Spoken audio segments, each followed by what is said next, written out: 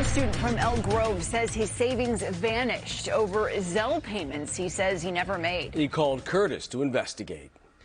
Yeah, he is out nearly $5,000 he saved to pay for college. He says it's fraud, so why won't the bank return his money? During COVID, Jalen Jones traded his Cosumnes Oaks basketball jersey for a Taco Bell uniform, saving $5,000 to pay for college at Cal State East Bay. It felt good. But in March, money that took 376 hours to earn disappeared from his Chase bank account. $4,888 sent to somebody he says he doesn't know through money transfer service Zelle.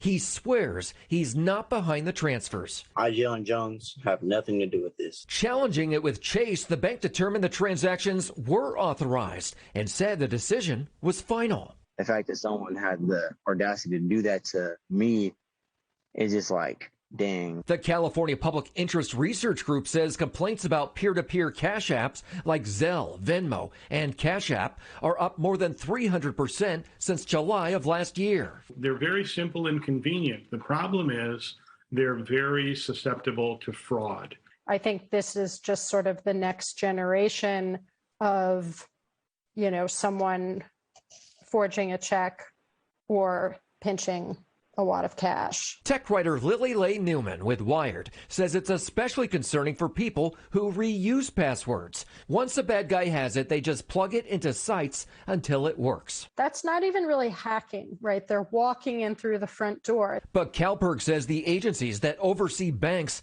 are sloppy enforcing the law. It is ridiculous that the regulators have allowed the banks to get away with telling consumers, not our fault, not our problem. Zelle told us it's up to the bank to police fraud in their banking apps.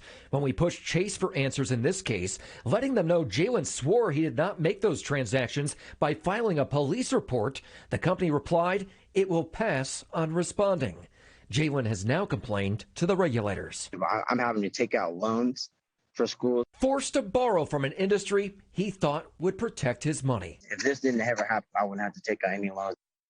Well, he insists he did not send that money, and as of now, he does not have it back. Many banks are offering these money transfer services through their banking apps.